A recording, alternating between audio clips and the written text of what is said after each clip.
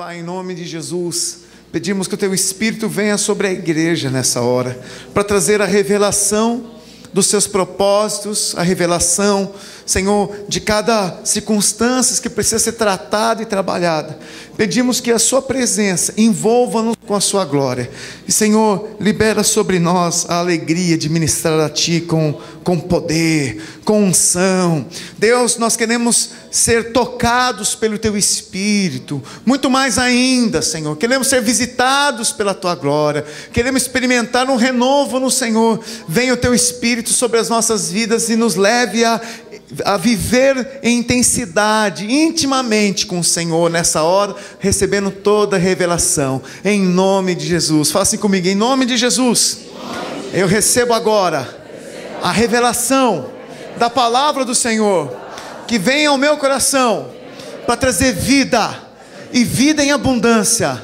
Eu sairei daqui hoje, totalmente tocado pela palavra de vida, que me leva a experimentar o próprio Deus, como Salvador e Senhor da minha vida e da minha casa, em nome de Jesus, amém. Glória a Deus. Dá um abraço na pessoa que está do seu lado, fala assim: glória a Deus, irmão. Fala: Deus é bom, irmão. Fala: o Senhor Jesus é bom. Aleluia. Deus tem um propósito poderoso para nós, amém? E eu sei que Ele ainda vai fazer algo em nosso meio hoje. Gálatas 6, verso 11, então, pode abrir.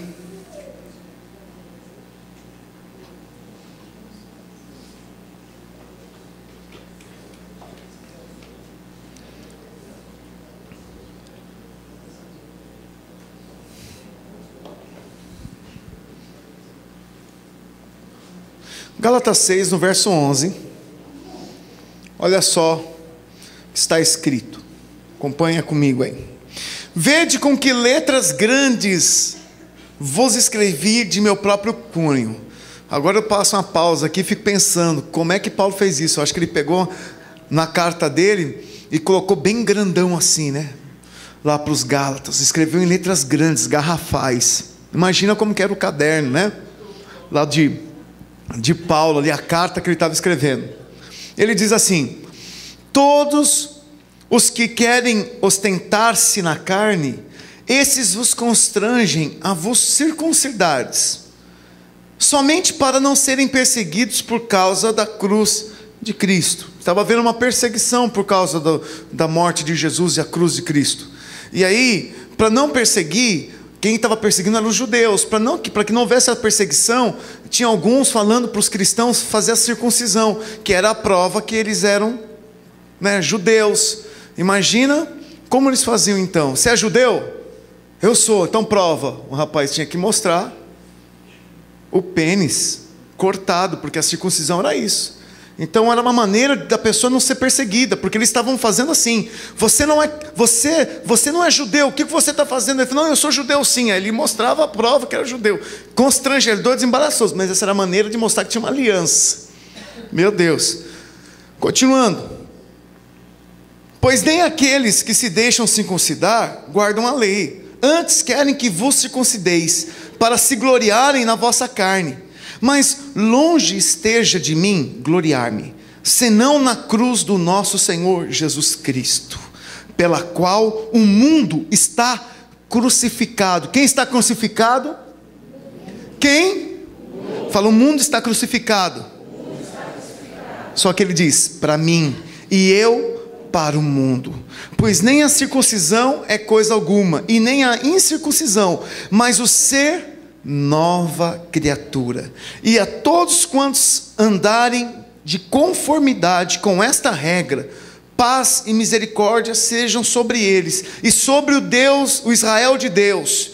Quanto mais ninguém me moleste, porque eu trago no corpo as marcas de Jesus.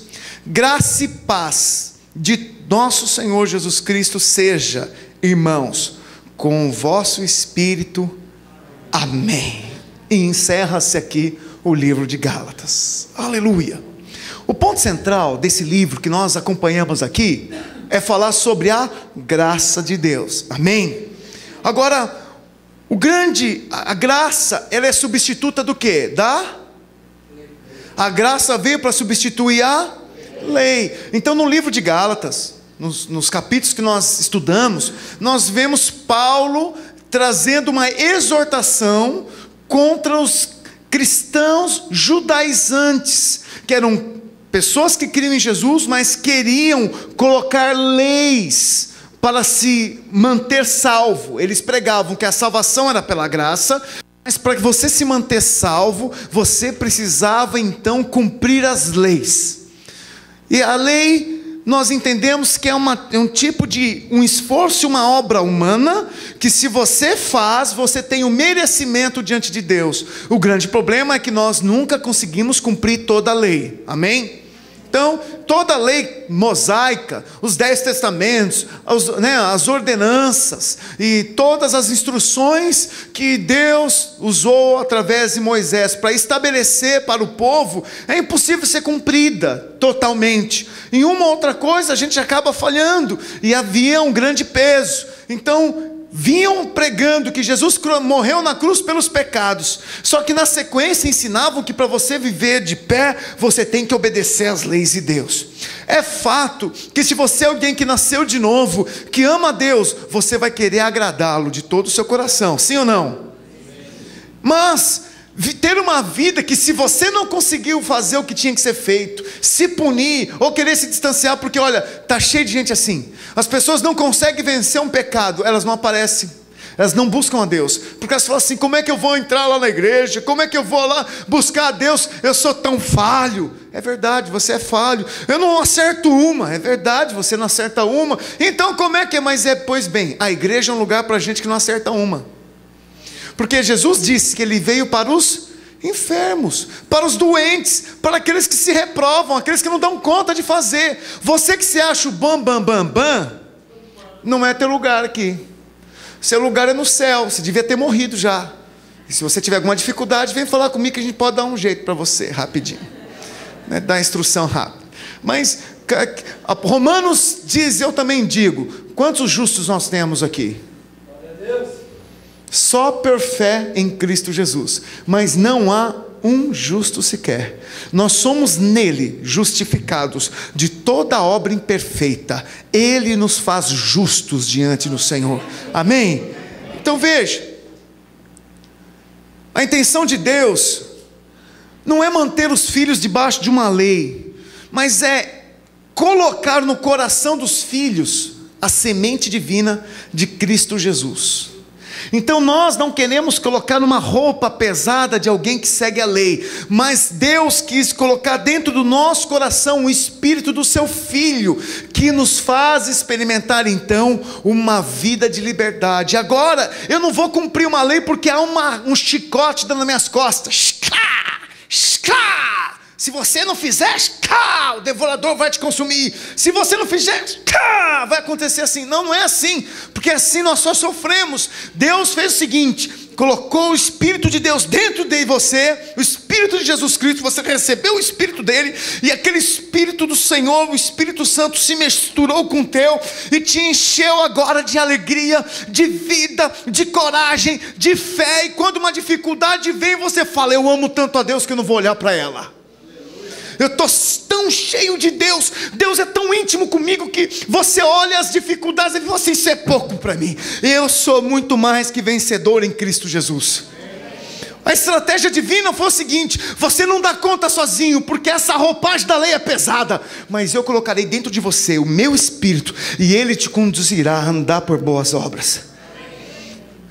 E é impressionante, porque Deus pega então uma turma de incapacitado, me incluo nele, para poder se levantar e pregar o evangelho da graça, dizendo: não importa o meu passado, todas as coisas se fazem novas. Não importa se eu sou limitado, eu sou mais que vencedor em nome de Jesus. Para mim pode haver impossíveis, mas para o meu Deus não há impossível. O meu Deus é um Deus do impossível.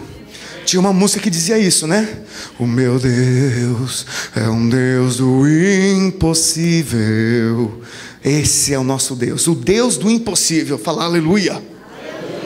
Então veja, Como aconteceu com os Gálatas, irmãos, nós também somos tentados a transformar a vida cristã numa religião. A vida cristã não é religião.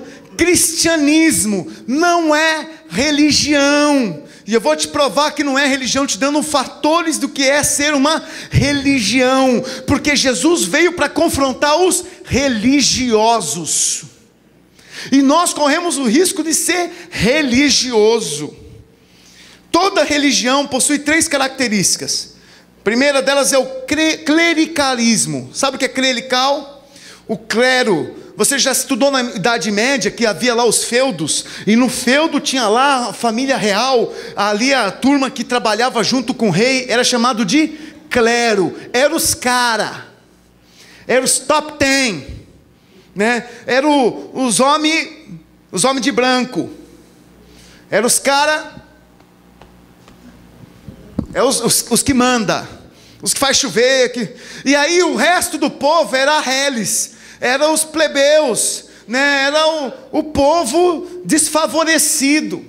E aí a igreja acompanhou esse processo, e às vezes nós somos tendenciosos às vezes conversando com os irmãos, eu ouço assim: olha, eu entro e saio da igreja, entro e saio, mas hoje me escreve uma irmã: pastor, quanto tempo, saudade e tal, e aí como é que tá? E aí ele escreveu assim: pastor, você pode tirar umas dúvidas para mim? Ela está em outra igreja. Aí eu falei: posso? Ela já veio se desculpando: olha, eu estou numa igreja que é bem maior assim, né? Mas só que eu entro e saio, e ninguém pergunta da minha vida. E para mim marcar com esse pastor é um sacrifício. Então desisti. Será que você não pode me responder? Eu quase falei: então vem para cá, né? Falei: não, irmã, posso responder? O que você precisa? Daí perguntou, falei. Falei: irmã, Deus abençoe você. Eu fico olhando isso. Falei: Deus, as pessoas estão chegando e saindo, e existe um clericalismo ainda predominante, daqueles cultos onde tem mais gente sentado nos tronos celestes de madeira que o cupim corrói, do que sentado de verdade ali para servir o povo e lavar os pés daqueles que estão se achegando. Tem muito mais gente de olho no título. Cadê minha carteirinha de pastor, evangelista, missionário 007, James Bond, agente 91? Quem já assistiu o Agente 86? Agente 86, é isso, todo mundo, tem os pastores, Agente 86. O cara é meio pastor, meio trapalhão, né? Se você falar que sou eu pego você na saída. Mas existe aquele negócio de eu quero título, eu preciso aparecer na foto, pastor, ele é ungido pastor, ele muda o nome dele, PR fulano de tal, até assina PR antes, PR tan e assina. Meu Deus, as pessoas perderam a realidade que nós somos irmãos em Cristo, que não há diferença nenhuma entre eu e você. Eu só estou numa função diferente. Estou pastor, sou ovelha como você é, tenho luta como você tem, tenho derrotas às vezes como você tem, tenho vitórias como você tem, e não há diferença, não há distâncias. Às vezes esse é o risco, que as pessoas querem uma distância, porque se você está junto, está fazendo uma festa, pastor que está perto das ovelhas, porque pastor que é pastor tem que cheirar ovelha. Fala: pastor cheira ovelha.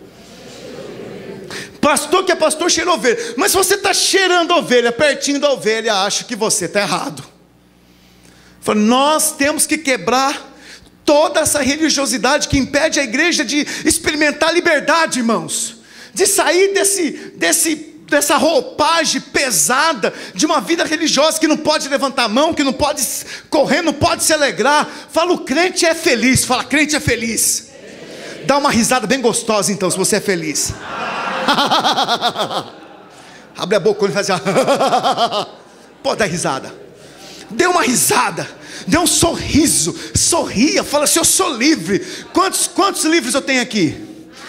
Então, se tem alguém livre aqui, levanta e dá um glória a Deus bem alto. Só quem é livre. Só quem é livre levanta, dá uma rodadinha, 2 rodadinhas e fala assim: ó, glória a Deus.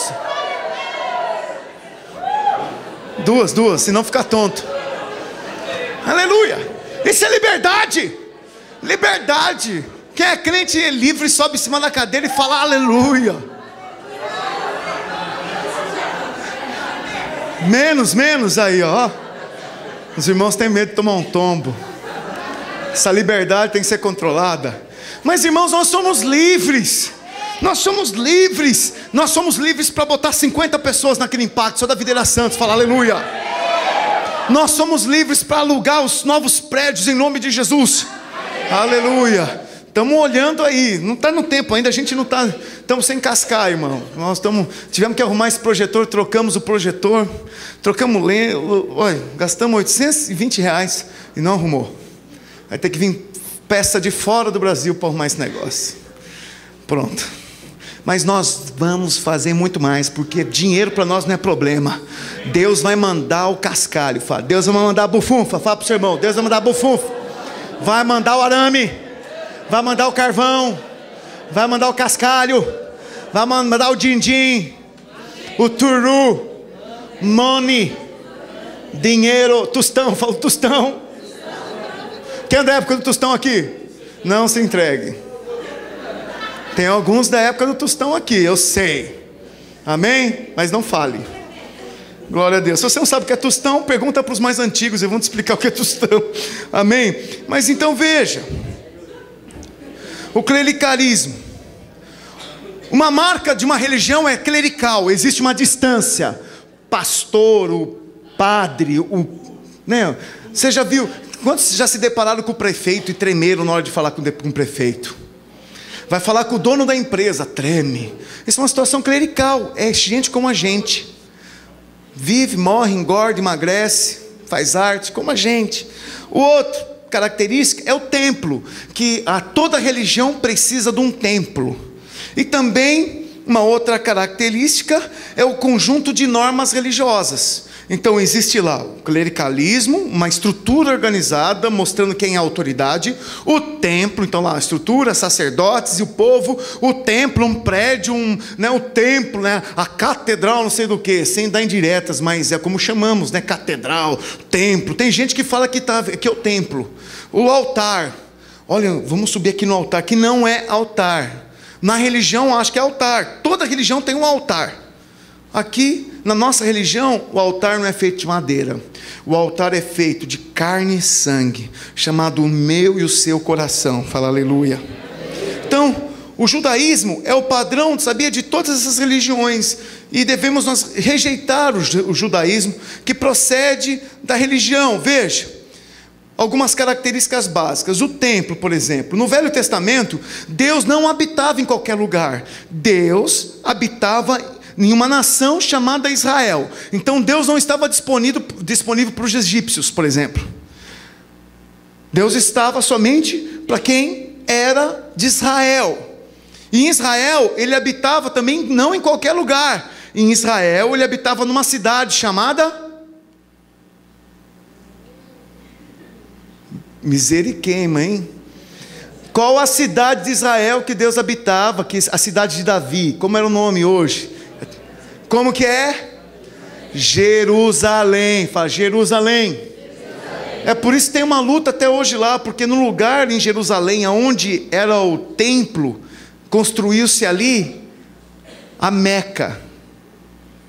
E aí os judeus brigam com os muçulmanos, porque no lugar ali onde está a Meca, é o lugar onde é o templo, que Jesus, o Messias, vai voltar. Então o judeu está esperando até hoje o Messias voltar da onde? Do lugar onde está a Meca. Portanto, para que o Messias venha, o que o judeu tem que fazer? Tem que derrubar a Meca, para construir o templo, para que o Messias venha. Você está entendendo a luta? Bom, voltando aqui. Agora, em Jerusalém, ele habitava também não em qualquer lugar. Ele habitava no templo. Era um lugar que tinha várias câmaras, trabalhado, e mesmo assim, era só numa parte desse templo que ele habitava, chamado o quê? Santo dos Santos. Então Deus, lá atrás, habitava nesse ambiente segregado. Se um judeu queria adorar a Deus, ele deveria ir até o Santo dos Santos, até o templo. Não se adorava a Deus em outro lugar. Por isso que às vezes eles param e oram naquele horário do dia. Os muçulmanos têm a Meca, eles têm que... Eu estava ouvindo no jornal, acho que é a turma que vai ficar aqui em Guarujá, a maioria é muçulmana. Em Guarujá não, Guarujá é a Bósnia. mas uma cidade que está recebendo o povo, lá no hotel, eles vão dar um kit para eles, tem uma bússola. A bússola é para achar a posição certinha da Meca, para eles poderem orar lá 5 vezes no dia, que eles fazem a oração deles. Então, o judeu queria adorar a Deus e tinha que ir para um templo. Nós somos hoje o templo do Deus vivo. Fala assim: eu sou o templo de Deus. Irmãos, cristianismo não precisa de paredes e nem de prédio para existir. O cristianismo funciona aonde você está. Aonde você vai, você leva o templo de Deus, porque você é o templo de Deus. Você consegue entender isso? Agora, se queremos ter templos, incorreremos no retrocesso ao judaísmo. Se o nosso trabalho, nossa razão... Eu vim de uma igreja onde o pessoal tinha um projeto. Sabe qual era o alvo da igreja? O alvo da igreja era comprar um prédio. Você já ouviu algumas vezes, nós temos alvos assim? Irmãos, o alvo desse semestre que hoje a gente... Qual que é os alvos das nossas células? Ganhar vida. Ganhar vida. E prédio? Prédio é consequência, não precisa de prédio. Nesse frio é ruim fazer uma reunião da praia, mas a gente pode esperar um horário bom e fazer uma reunião da praia. Junta lá o violão, o reco com a sanfona, e a gente tem que fazer. Não precisamos de prédio para adorar a Deus. Olha, as pessoas ficam perguntando assim: pastor, mas se a igreja videira crescer muito e for para um outro bairro, será que ela não vai perder pessoas? Eu pergunto aqui para você: quem mora no bairro aqui é daqui, está aqui dentro? Levanta a mão. 1, 2, 3, 4. Por que as pessoas então vêm aqui à igreja videira, se elas não moram no bairro? Por causa das células. As células que estabelecem o grande vínculo. Por isso que você que vai no culto, mas não vai na célula, você está desconectado do projeto de Deus, que é edificar vidas. Ou você aqui está participando, você só levanta a mão, dá uma risada, celebra, mas aonde é que você vai negociar seus dons? É na célula. Aonde é que você vai ser usado por Deus para dar uma palavra poderosa para o seu irmão? Na célula. Onde é que você vai lá pôr a mão sobre os endemoniados para livrar as pessoas dos demônios? Na célula. Na célula é o lugar que você tem liberdade para ser usado por Deus. Fala aleluia. Então é por isso, a vida normal da igreja acontece no nosso dia a dia, irmãos. Célula que só vê no dia da célula, não é célula, é celulite. Célula de verdade se encontra e se fala extra o dia da célula. Essa semana você falou quantas vezes com seus irmãos da célula? Só no dia da célula? Quantas vezes você ligou para o seu líder? Quantas vezes seu líder te ligou? Quantas vezes vocês se falaram, né? Perguntaram, saber como é que estavam as coisas? Qual foi o envolvimento? Não, pastor. Não, tem irmãos que vêm, faz curso, mas não vive a vida da célula. Tem que estar inserido na célula, porque tudo que nós edificamos é através da célula. Fala aleluia. Pergunta para o irmão do seu lado: você vai na célula?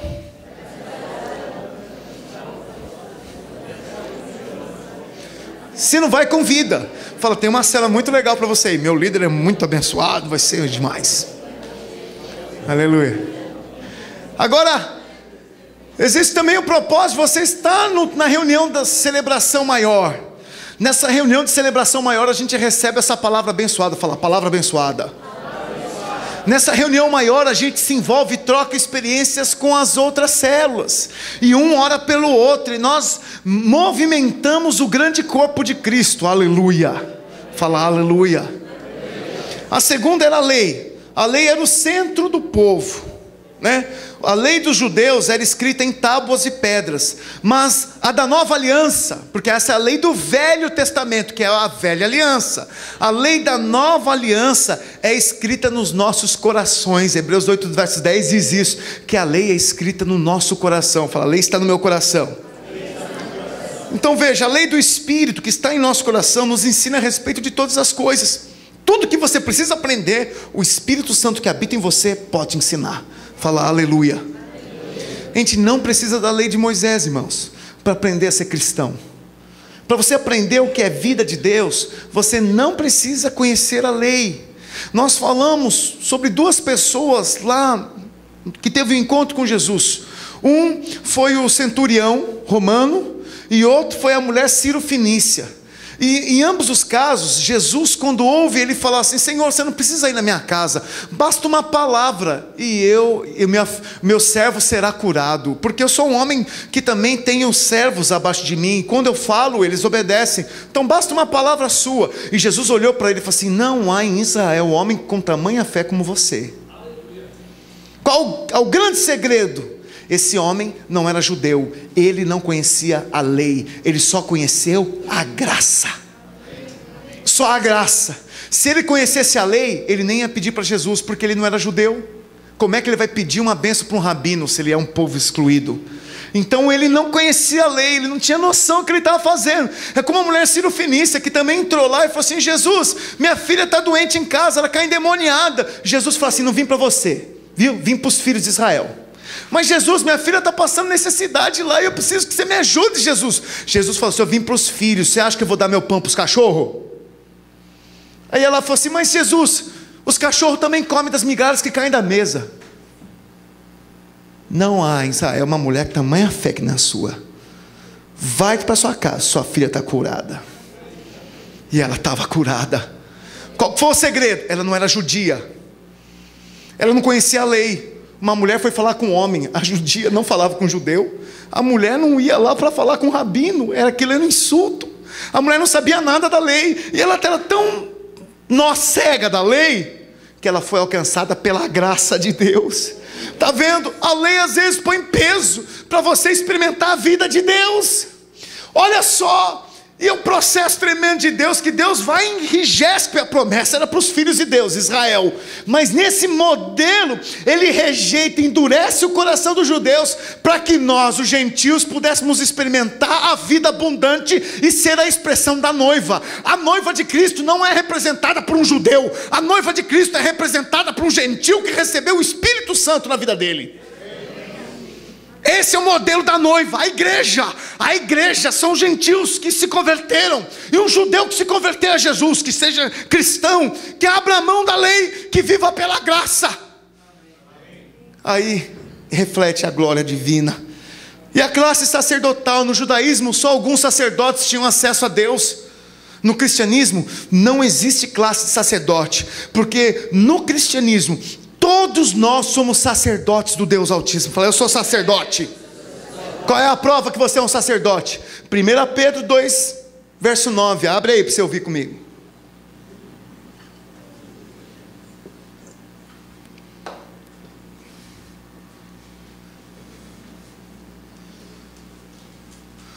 Aleluia, vamos correr. Diz assim: vós porém sois raça eleita. Isso é para você. Olha para o seu irmão e fala assim: você é uma raça eleita. Fala para ele agora: sacerdócio real. Fala: você é um sacerdote.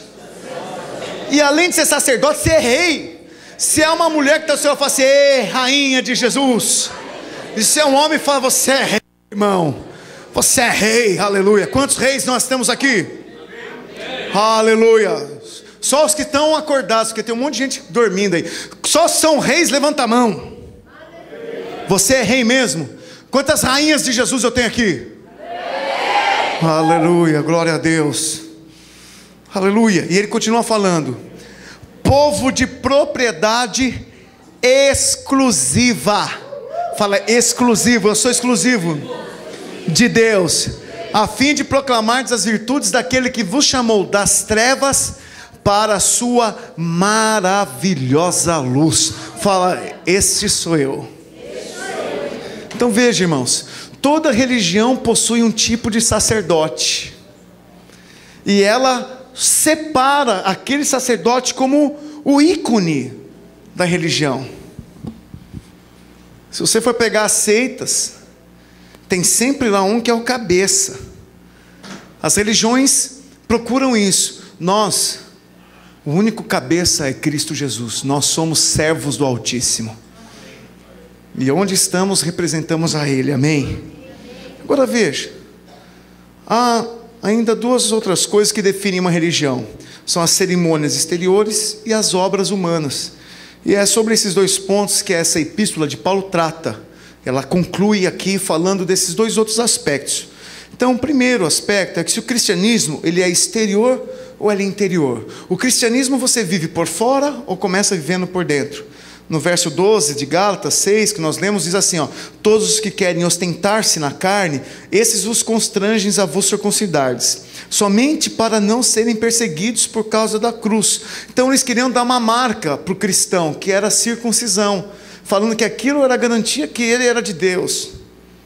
Somente, e aí falando no verso 13, pois nem mesmo aqueles que se deixam circuncidar guardam as leis, antes querem que vos circuncideis para se gloriarem na vossa carne. Então o cristianismo é algo que procede do coração, não é uma marca externa, não é uma circuncisão, não é uma roupa que você põe lá que diz que você é crente, não é a música que você ouve que diz que você é crente, não é o tipo de programa na televisão que diz que você é crente. São coisas exteriores. É fato que alguém que é crente, que é cheio de Deus, o Espírito Santo leva ele a rejeitar certas coisas, porque a mudança verdadeira que vem de Deus começa por dentro e depois externa para fora. Às vezes a gente pega as pessoas que se convertem, e aí várias vezes, aqui não aconteceu muito, mas eles saem do impacto tão motivados na hora de dar um testemunho e falar um palavrão. Novo convertido é assim, ele está acostumado, irmão. Ele já recebeu o Espírito Santo, está dentro dele, tanto é que ele está tão feliz que ele está supimpa. Só que na hora que ele foi dar o testemunho, ele vai lá e solta um palavrão, e a igreja faz, mas ele é um cristão. Só que o que acontece? Ele está no processo. O Espírito Santo está habitando nele, e começou a mudança dentro, e demora um pouquinho, daqui a pouco ela vai e começa a aparecer, começa a transformar. Agora os religiosos põem por fora, eles falam direito, se posicionam direito, as roupas são lá, todas cheias de padrões, mas dentro do coração há um veneno maligno, que não serve e não amam o seu próximo, porque essa é a verdadeira religião, amar a Deus acima de todas as coisas, e o teu irmão como a ti mesmo, né? Então veja, ainda hoje muitos procuram introduzir práticas e cerimônias exteriores na vida cristã. Por exemplo, atribuir poder a flores. O ser humano ele tem uma carência para ter um objeto de fé. Daqui a pouco tem meia do pastor César sendo vendida, meia ungida. Você pegar essa meia e botar no teu pé, você vai dançar que nem ele dança, ou vai pegar uma frieira, vai pegar uma micose dele. Credo, eu não tenho, né, querida? Meu pé é bonitinho, mas pode ser que apareça lá. Mas eu falo para você, daqui a pouco está lá com a meia ungida, a flor ungida, a rosa não sei do que, o kit de sal grosso, kit de libertação, sal grosso, galho de arruda, óleo da unção, é o óleo da unção. Se não tem óleo da unção, tem um enfermo, não vai funcionar. Pega o óleo, qual que é esse óleo? Que marca é? Senão não vai funcionar. Pega o óleo de soja mesmo, irmão, não, tem que ser o óleo lá né? Os irmãos às vezes pedem aqui, mas irmãos, esse óleo você pode pedir, esse óleo é só representativo. Não há poder no óleo, o poder está na fé. Mas se não tiver o óleo, o que você faz? Lascou, vai morrer, porque não tem óleo. Fomos ungir uns irmãos, foi na onde? Na casa do Bruno lá, e aí não tinha óleo. A irmã trouxe lá um óleo, não era da Boticário, eu achei um outro óleo lá, todo cheiroso. Ou derrete a manteiga, é bom, né? Porque é todo amanteigado. Põe assim aquela gosma de manteiga, ela sai escorrendo, amarelona assim. É bom que salgado, delícia. Mas irmãos, olha, manifestou o capeta, chama o pastor, porque se não for o pastor não sai. Que não sai, irmão. Se você que é um homem de Deus, mulher de Deus, teme a Jesus, nasceu de novo, manifestar um demônio do seu lado e você falar sai, ele não sair, joga água gelada que ele vai sair. Pode jogar, porque tem o demônio da almite. É o cara, né, aquele demônio uma vez uma irmã lá na Armênia tinha esse showzinho, ela caía endemoniada quase toda a reunião. E caía no chão, aí vai lá expulsar. Aí tinha uma maneira certa de a gente expulsar esse demônio. Ele só sai quando você pega nessa parte do braço aqui, ó. Você vai com um beliscãozinho bem aqui na parte do braço e faz assim, ó. Aí ela, ai! Faz, saiu, né? Saiu o demônio. Capeta saiu, né, filha? O que aconteceu? O que aconteceu? Saiu apertando aqui em mim. Foi a pombagira belisquenta.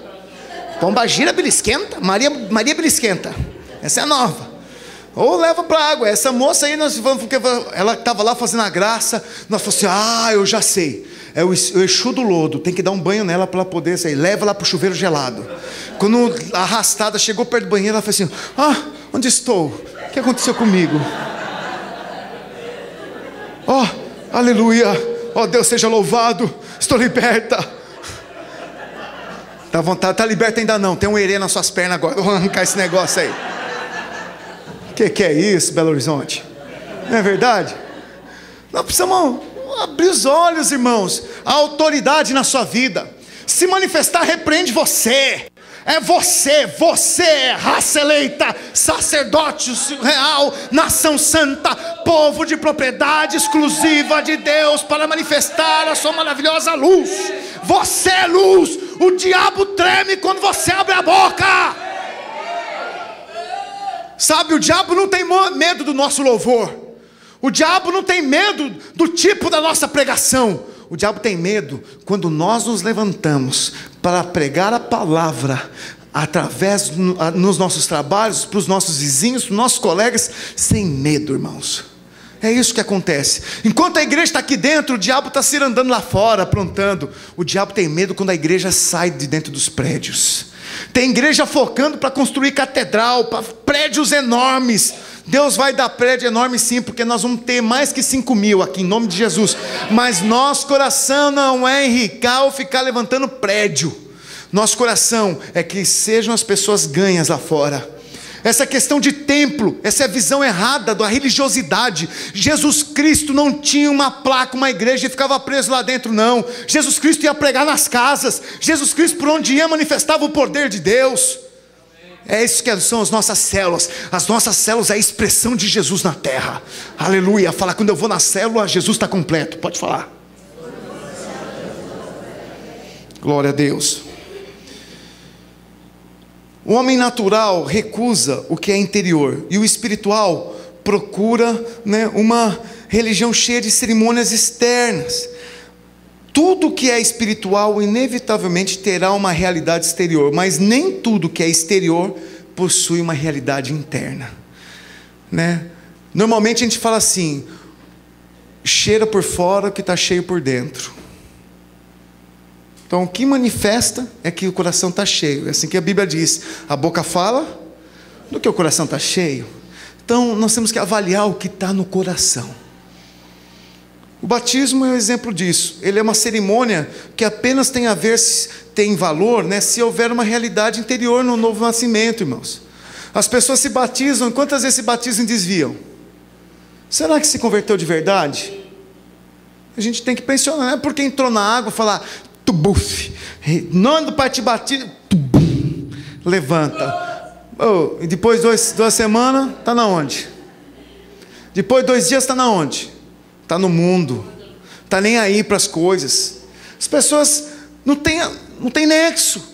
O batismo é só um simbolismo. Agora, aquele que se batizou e de verdade o fez de coração, ele anda sendo guiado pelo Espírito Santo de Deus. Amém? Então o batismo, achar que a pessoa é salva só porque ela entrou na água, isso é religião. Ser salvo mesmo é aquele que é guiado por Deus. Amém? Fala aleluia. Agora o cristianismo, ele é humano ou é divino? O cristianismo, presta atenção aqui, é uma questão do que fazemos para Deus ou do que Ele já fez por nós. O cristianismo parte do homem para Deus ou é de Deus para o homem? Porque se é do homem para Deus é religião. É Deus tentando fazer algo para agradar a Deus, homem tentando fazer algo para agradar a Deus. Mas cristianismo de verdade é o que Cristo Jesus já fez por nós na cruz. Então você não tem condição, mas em Cristo você fala, vai acontecer. Você não dá conta de liderar uma célula, mas você fala, mas Deus que habita em mim dá conta. Eu não posso nada, eu sou nó cego, não falo direito, eu nem consigo ler direito. Mas Deus tem poder na minha vida e Ele vai me usar para manifestar a graça dEle aqui. Oh, aleluia, irmãos. Você sabe que nós temos em Goiânia um líder que é cego? E ele até brinca com os membros dele. Ele falou assim, ó, você acha que eu não estou te vendo, né? Você acha que eu não vejo você fazendo as coisas? Ele é cego, ele lidera uma célula. A gente tinha a Carminha que tinha dificuldade de andar, e era cheia de discípulos aqui. Os nossos jovens hoje, né? Aí as nossas crianças que estavam com ela hoje estão aqui honrando o investimento dela. O que está em nós é muito maior do que nós. O que habita em você te levará a conquistar coisas que você mesmo nunca poderia conquistar. Mas Ele escolheu você, Ele habita em você. A força divina move-se dentro de você. Você é um invencível, porque você é poderoso nele. As armas poderosas do Senhor já estão ao seu redor, capacitando você para grandes conquistas, sem você perceber. A hora que você repousa e descansa no Senhor, o Senhor libera os anjos para derrubar as obras do diabo, porque nós somos mais que vencedores em Cristo Jesus. Fala aleluia. Ensinar que alguém é salvo por obras é fugir da perseguição por causa da cruz de Cristo. A cruz de Cristo vai trazer perseguição para nós. Não é o que eu faço para Jesus, mas o que Jesus faz por mim e me traz vida. O que Jesus faz na minha vida, através da minha vida. Eu e você estamos crucificados em Cristo. Se passamos pela cruz, não temos mais ligação com esse mundo. Não podemos andar preocupados em agradar o mundo. Tem muita gente preocupada em agradar o mundo. Ele não quer ser contundente, por isso que ele acaba aceitando o mundo. É porque aceitar as coisas erradas desse mundo.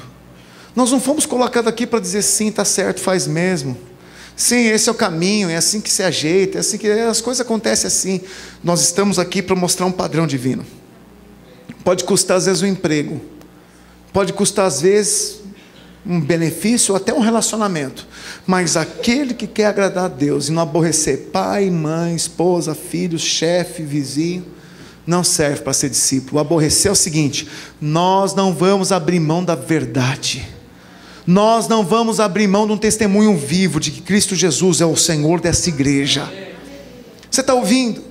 Às vezes nós ficamos pensando o seguinte, irmãos, poxa, se a gente flexibilizasse um pouco os padrões, por exemplo, não vamos pegar no pé dos irmãos não dormirem no culto. Tem alguém dormindo do seu lado? Pergunta para ele, você está acordado? Eu daqui eu vejo alguns dormindo. Tudo bem, tal.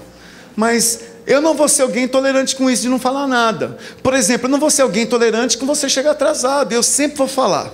Teve uma vez uma moça que falou assim, nossa, pegou tão no pé, eu não volto mais. O que eu posso fazer? Ou você acha que eu devo flexibilizar? Quem é meu Deus? Você que está aí sentado ou o Senhor Jesus Cristo? Alô? Dá para você responder? Isso, irmãos. Estão com medo de falar agora? Quem está aqui atrás? Será que tem alguém coisa aqui atrás? Que eu não vi, assustando você? Deixa eu falar algo para você, irmão. Nós somos uma igreja de padrão. Padrão em relacionamento. Padrão em posicionamento, padrão na verdade, padrão no ensino. Nós nos posicionamos assim porque entendemos que esta é a imagem de Jesus Cristo. Jesus Cristo, Ele não foi orar a hora sexta e alguns segundos, em minutos. Ele diz que exatamente Ele foi orar na hora sexta. Ele não foi crucificado por volta mais ou menos das 3:30 da tarde. Foi na hora nona. Então você tem que entender que Jesus era preciso. Não tinha carro, não tinha celular, não tinha relógio de pulso. E como é que ele era preciso? Porque havia um padrão divino. Sabia que pontualidade, honestidade, diligenciamento, buscar fazer coisas boas e excelentes, se esforçar para fazer o melhor, é o padrão e transmite o caráter de Jesus. Alô? Então, o dia que eu tiver que negociar esses valores, já tive reuniões com pastores, e os pastores vinham falando disso, nas igrejas, o pessoal Não, 7 horas começa o culto, o povo vai chegar às 7h30, 7h50, 8 horas. E quando chega às 7h30, eu dou glória a Deus, o culto vai pegar fogo. Eu falo, irmão, eu acho que eu vou ter um infarto do coração se eu tivesse um povo desse. Não, mas não consigo, esse povo não consegue andar comigo. Porque eu ia reiar nas costas. Um dia eu acho que prega aí vocês, eu vou ficar na porta anotando o nome. Você. Por que você chegou atrasado, hein, Senhor? O que era mais importante que esse horário para você? Diga. Vou anotar aqui. Dá vontade, sabe que eu já tive vontade de fazer isso? Vocês dão risada, mas eu já tive morrido. Uma vez que nós estávamos aqui em meia dúzia começando, eu falei assim, eu vou ficar lá na porta, deixa os irmãos fazer louvor aqui, eu vou lá. Eu vou ficar anotando e perguntando você chegou agora? Pois bem, o que você está fazendo? O que te atrasou? Aí eu ouço os irmãos falando, não, vai dar 5h30 já começa. Chama o táxi, faz isso, faz aquilo. Glória a Deus, tem que ser assim, pilhado. Eu tenho que pôr pilha, porque nós temos um padrão. Nós somos homens e mulheres que demonstram que servir a Deus é prioridade.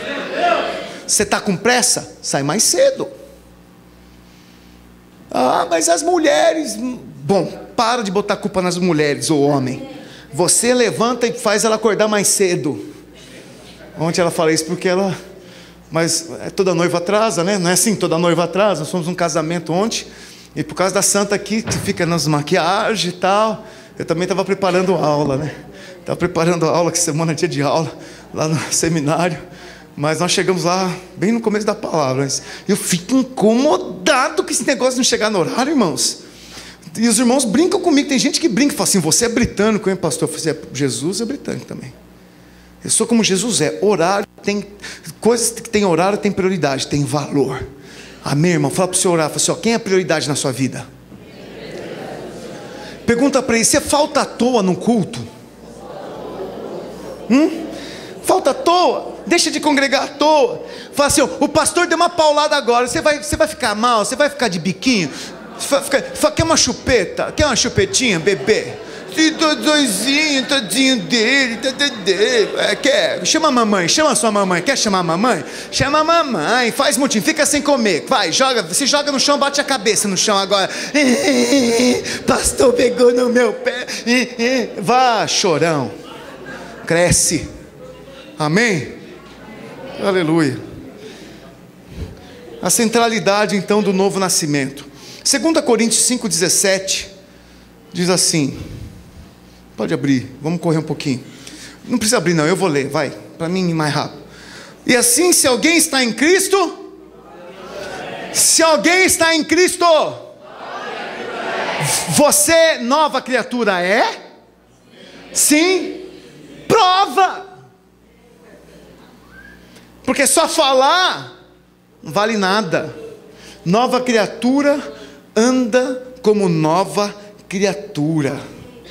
As coisas antigas já passou mesmo. Ai, pastor, lá 2 anos atrás, você passou pelo impacto, passou lá, cura da alma, perdão, tratou aqui, está lá, de vez em quando vem desenterrar um defunto lá. Ah, aconteceu lá em 1900 e bolinha. Lá na época tal coisa aconteceu. Poxa, aquele que está em Cristo é nova criatura. As coisas antigas já passaram. Eis que todas, né? Eis que se fizeram novas.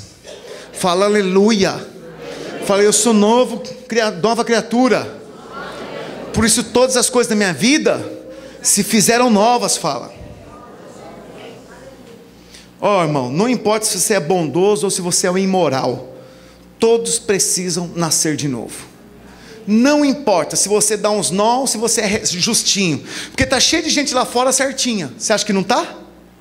Tem lá um monte de cara bacana. Cara honesto, íntegro. Mas não nasceu de novo. Esse honesto íntegro vai para o inferno. Se ele não receber Jesus e não deixar o Espírito Santo guiar ele.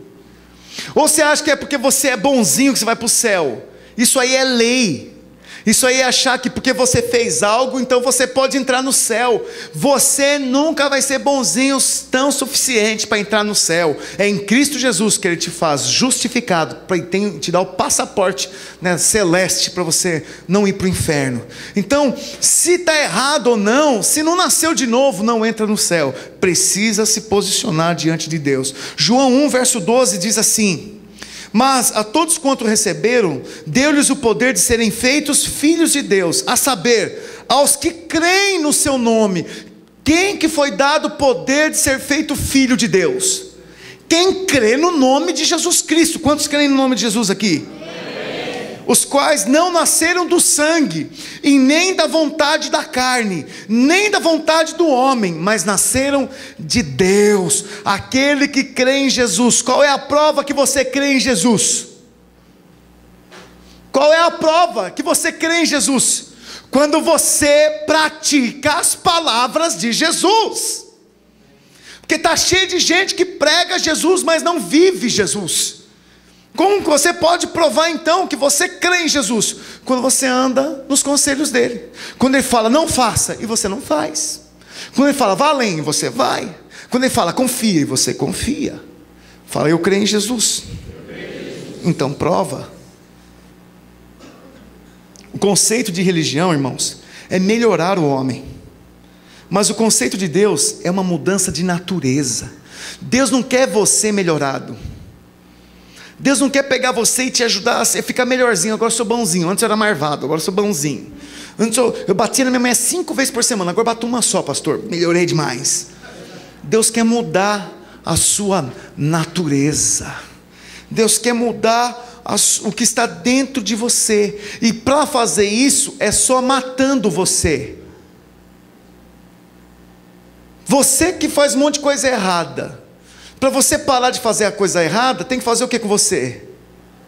Matar. Morrer. E a hora que você morre, a velha natureza morreu. Virou esterco. Agora ele vai fazer vir a nova natureza.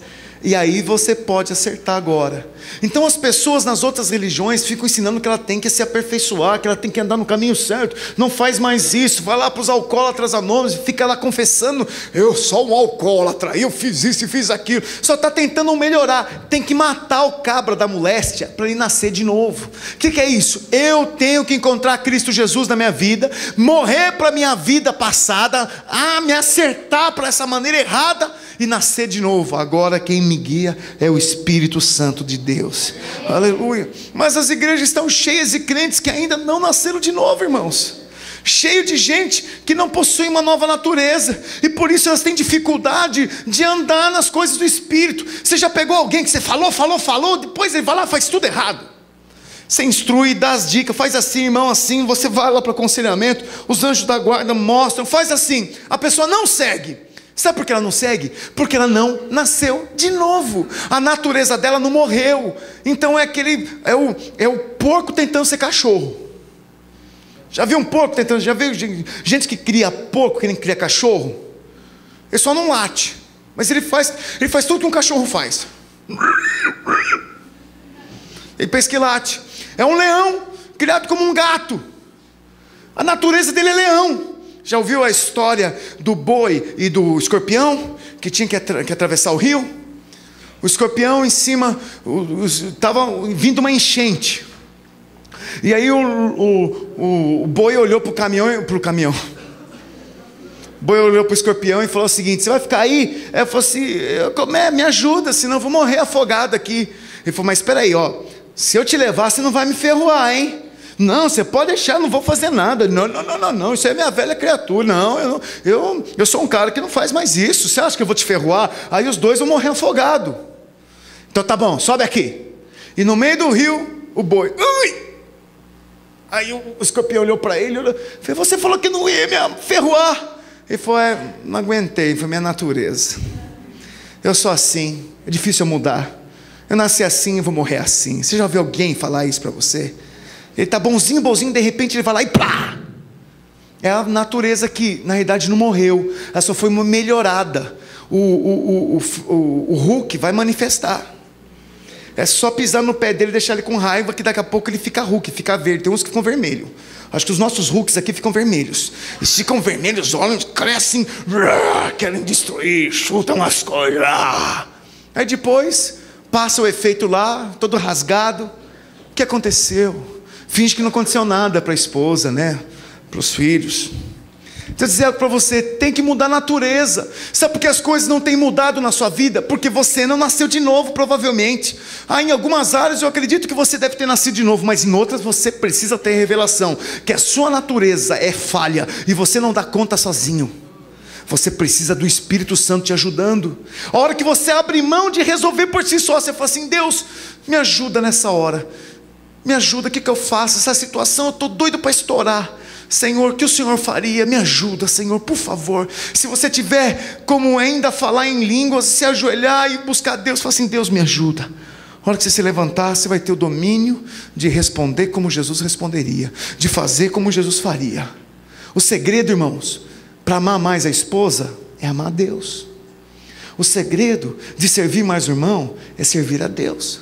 O segredo de ser mais paciente, é de ter uma vida cheia de Deus.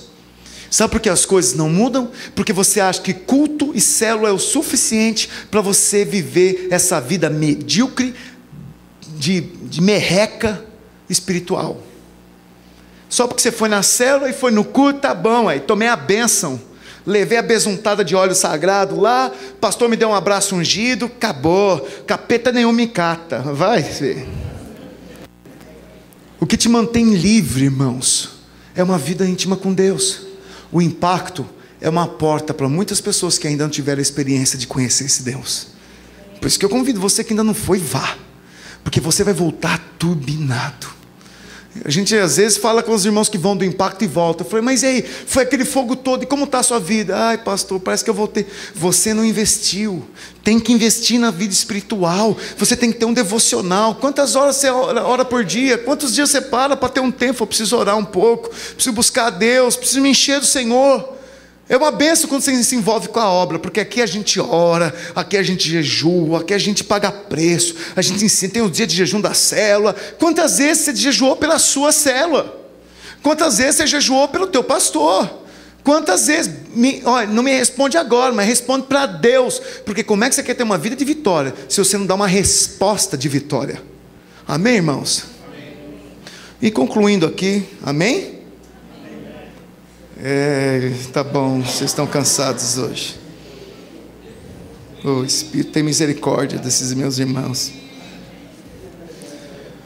O Israel de Deus, né? Gálatas 6,16 fala assim, concluindo: e todos quantos andarem de conformidade com esta regra, paz e misericórdia sejam sobre eles e sobre o Israel de Deus. A igreja, o Israel de Deus do Novo Testamento, é a continuação direta do povo de Deus do Velho Testamento, que eu falei aqui no início. Filipenses 3,3 diz: porque nós é que somos a circuncisão. Fala assim, em bom tom, fala assim: nós é que somos a circuncisão.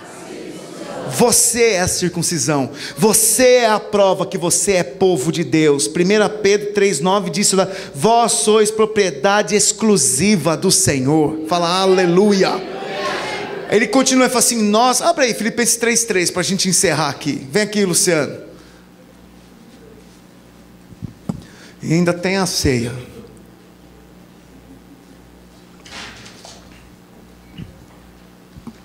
Libera o som para ele aí. Abriu aí Filipenses 3,3.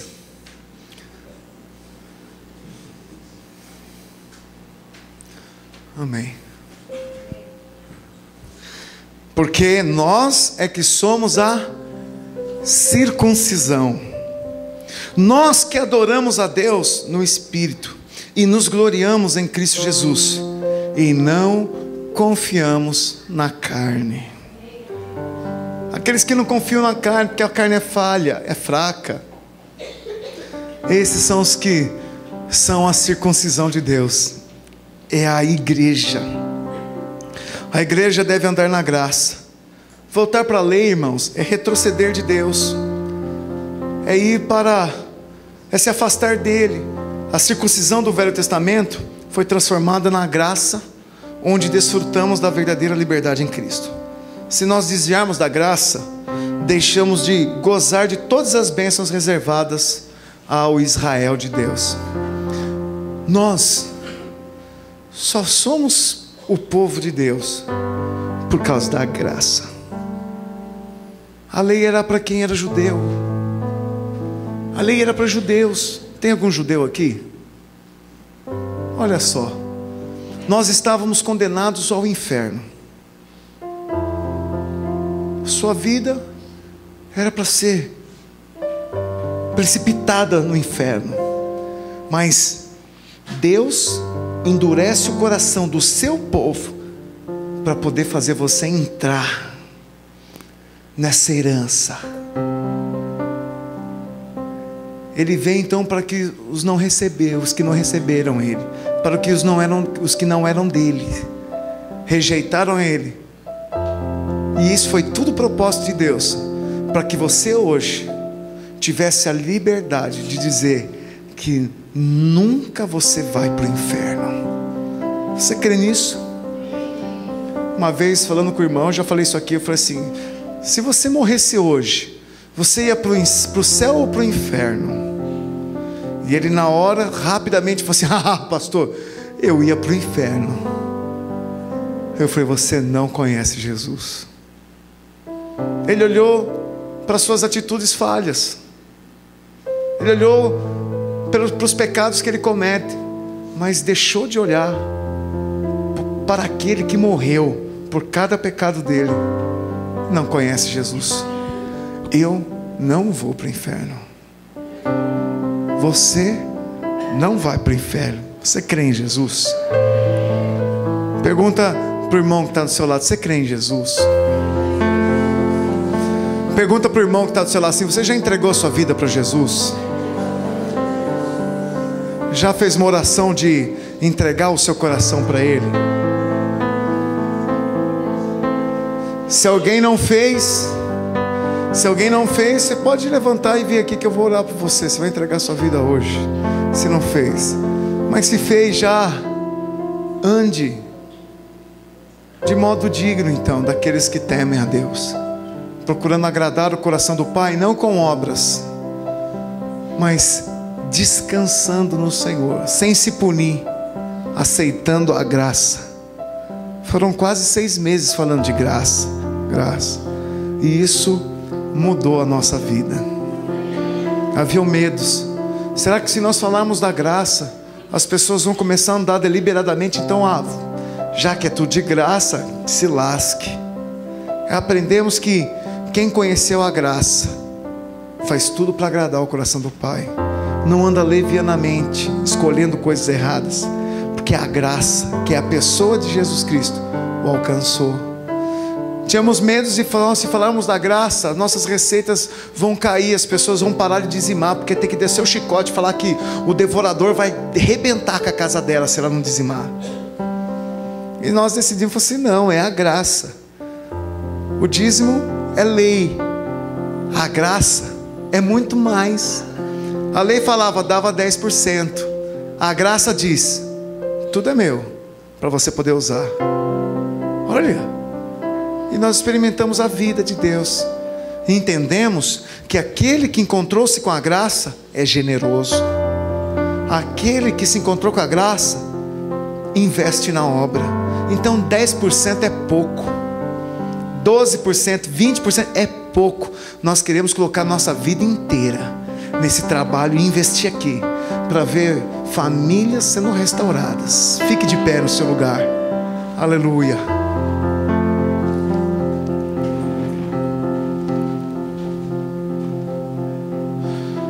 Olha, querido, com todo zelo, pode ficar de pé, com todo zelo no Senhor. Estão todos de pé aí? Ok. Eu queria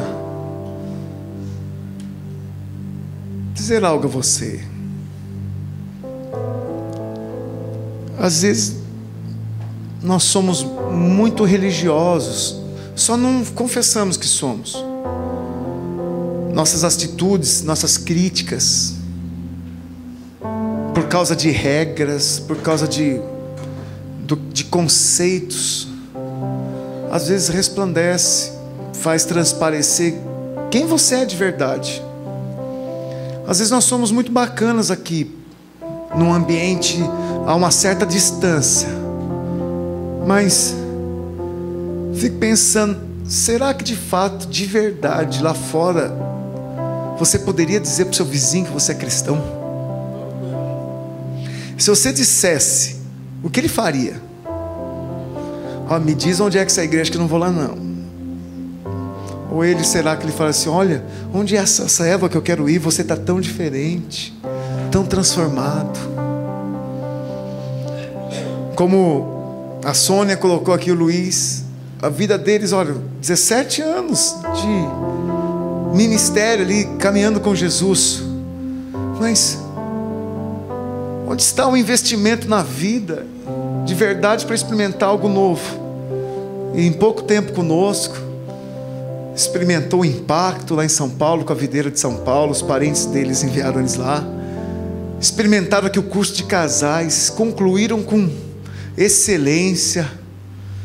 O coração, ele falou para mim, pastor, olha, você precisa de mim aí para as coisas, eu quero servir, viu? Eu já catei o Elias e falei assim, Elias, você pode abrir portas para esse irmão avançar, que tem coração de servir o reino, nós queremos dar espaço. Conversando com outros irmãos aqui a semana também, falou, pastor, eu estou aqui para fazer crescer, servir. Eu falei, irmão, precisamos de você. O que nós temos chorado é porque poucos se levantam para liderar. Às vezes eles só querem um título, mas não tem um coração para servir de verdade. Nós precisamos de gente com coração para servir. Pastor, eu quero servir, mas não quero título. Eu também não quero, irmão, mas o título vem, ué. O título é só para falar que você é alguém que está à frente, só isso. O título não coloca nenhuma marca em você, além do teu irmão. Se você quer um título, mas não quer servir ninguém, eu acho que você não entendeu o propósito. Mas o nosso meio está cheio de gente querendo avançar, sim ou não? Está mesmo? Então o que você está perdendo tempo? Nós estamos com líderes aqui, liderando 2 células. Vamos multiplicar logo mais uma célula. E a gente tem que ajustar as coisas para que possa acontecer as multiplicações, mas falta líder. E liderar não é simplesmente levantar a mão aqui e falar amém. Liderar começa lá com o teu líder, você botando a tua vida na mão dele, e não falhando e pagando preço. Nós temos um chamado, Deus quer nos usar nessa cidade, irmãos. Aqui não vai ser conhecido como a igreja do pastor César, mas vai ser conhecido como a igreja dos vencedores. Às vezes eu ouvi do minha irmã, falou assim, pastor, dá glória a Deus, porque na tua igreja o povo quer liderar. Aí eu fiquei pensando, falei assim, misericórdia. Por que nas outras igrejas o povo não quer liderar? Por causa do clericalismo, de achar que só um faz e o resto não. Vou falar para você, nós só estamos crescendo por causa de você. Porque você tem trabalhado. O propósito de Deus é crescer, irmão. Ele já liberou a palavra de crescimento. Nós já temos o rema de Deus, que nós vamos avançar, que nós vamos ultrapassar ele em 5 anos. Nós vamos conquistar os 5.000, é fato. Isso aqui é flecha vindo para trás para ser lançada. Mas nós só precisamos de fato das pessoas funcionarem. E se estamos crescendo, é porque você tem sido uma bênção. Aí você pode falar, pastor, mas eu sou tão ruim. Tem alguém ruim aqui? Levanta a mão, mentiroso. Está cheio de gente ruim aqui, gente. Nós somos tudo ruim. Nós acertamos o alvo, a gente erra o alvo. Mas por que está crescendo? É por isso, não é por merecimento, é por causa dele em nós. Cristo em nós, a esperança da glória. Fala aleluia. Põe as mãos sobre o seu irmão. Aleluia. Eu queria que você fizesse então uma oração junto com ele. Não fique só, procure alguém. Quem está sozinho aí, isso, pode juntar de 3. Não fique só, junte-se. Isso, aleluia. Fala para o seu irmão assim, eu preciso de você, irmão. Falar, essa obra não vai romper sozinha. Fala assim para esse irmão, deixa eu te falar mais uma coisa. Pode falar, irmão? Deixa eu te falar mais uma coisa. O pastor precisa de nós, porque a obra é grande, mas são poucos os trabalhadores. Você é um deles. Então vamos dar a resposta certa, fala. Vamos avançar. Vamos tomar posse. Vamos parar de perder tempo. Vamos crescer. Vamos tomar conta dos bairros. Fala assim, ó, cabe muita videira em cada bairro aqui nessa cidade. Vai começar na sua casa, fala. É através de você. Você é a primícia, fala. Você é a primícia. Você é o pioneiro. São os primeiros. Aleluia. Glória a Deus. Vamos orar então. Pai, em nome de Jesus, com esse coração latente para ser usado pelo Senhor, o Senhor liberou uma palavra para nós. É o 4º ano da videira. Os primeiros frutos estão aqui, Senhor. Foi profetizado sobre a nossa vida que um crescimento grandioso viria. Mas eu sei que ainda nem começou o que o Senhor quer fazer em nós. E esses irmãos que estão aqui são primícias. Esses irmãos que estão aqui são levantados como os trabalhadores da seara, que vão tomar conta, que vão apossar esta terra, vão conquistar os novos horizontes, vão estender os ramos da videira. O Senhor vai levá-los a um nível maior, Deus, e vai usá-los com fogo. Deus, rime o tempo. Investimos a nossa vida em coisas tão pequenas, gastamos o nosso coração em coisas simples demais, que são fáceis de resolver, mas nos embaraçamos. A palavra é embaraçar. Ó Senhor, nós queremos tirar todo o embaraço que nos impede de ser prósperos e experimentar um verdadeiro crescimento. Em nome de Jesus, eu vejo o Senhor ungindo pés aqui. Você que sabe que é com você isso. Deixa eu falar algo. Tem coisas que estavam paralisadas na sua vida, hein? Tirando a sua agilidade e a sua firmeza. Deus está quebrando laços que estavam nos seus pés hoje nesse lugar.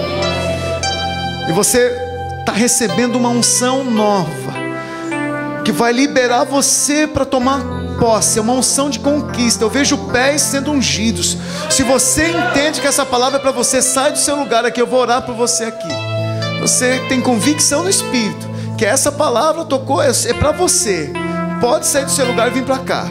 Deus está levantando aqui pessoas para serem canais dele e pregar o evangelho para conquista. Você que foi chamado aqui, sai do seu lugar, eu vou orar por você. Deus mostrou claramente pés sendo lavados e ungidos com óleo. Oh Espírito,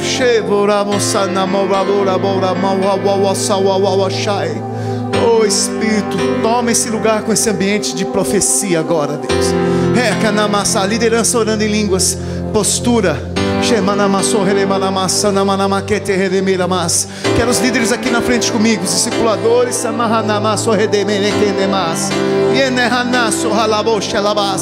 Deus está levantando um povo agora. Houve um propósito nesses 5 meses de ministração. Deus escancarou o sacrifício dele naquela cruz. Deus escancarou a você. Deus está lavando os pés agora, preparando os seus pés para posses. Sheika namah nosso maruafia nahae e namanusia nahala que te levou la bocha lavas o nasorovas. Minha liderança, sobe aqui em cima comigo, os líderes. O samaro o sheba nahana nasure makana soharia wanavura vai vivosia na manduria samerana sholavo que nele mas. Somaros, pode avançar um pouquinho vocês aqui para dar espaço para os irmãos. Aleluia. Aleluia. Lâmpada para os meus pés é a sua palavra, luz para os meus caminhos. Luz, Ele iluminará caminhos. Chamoraias, desembaraçando, se desembaraça. Deus está removendo os embaraços. Você está recebendo uma unção de liberdade nessa hora. O perdão do Senhor já foi derramado pela sua vida.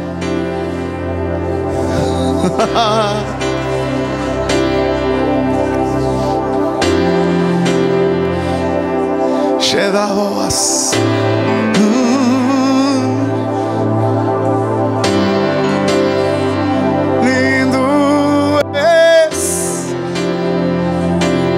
Comece então a ser tocado.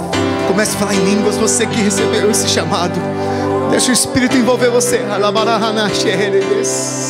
O selo é o Espírito Santo em sua vida. A convicção que você não vai para o inferno é porque Ele habita em você. Você é alguém visitado pelo Espírito Santo. Ele habita em você. Agora Ele quer invadir as cidades através da sua vida.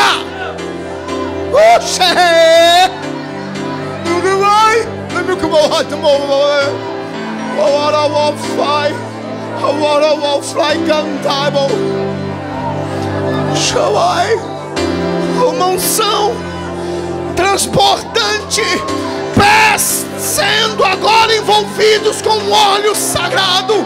A unção que capacita está sendo depositada, rios de óleo fluindo, lavando os seus pés. Shawara fanda kasawai. Iana basuriamea. Há um chamado. Aleluia.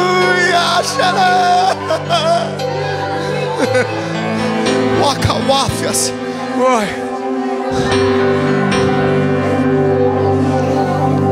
Uou, Samurai. Expande. Eu quero liberar essa palavra. César, vem aqui para a bateria. Vem para a bateria aqui rápido. Pode vir. Kanamahanaxekete. Sonabo bababa.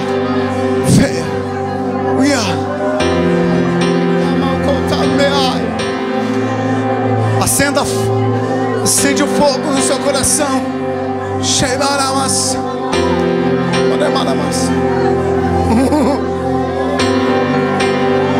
Ele vai te usar, Manashokai. Ele vai te usar, Fire! Espírito de Deus, fumas, Espírito Santo de Deus, invocamos profecias sejam liberadas, chamados sejam confirmados. Files, eu libero sobre a sua vida rios de água viva, rios de água viva, fluam, confirme os seus pés, confirme o seu chamado. Lava, Senhor, lava os pés. Quão formosos são os pés dos que anunciam as boas obras. Quão formosos são os pés dos que anunciam as boas obras.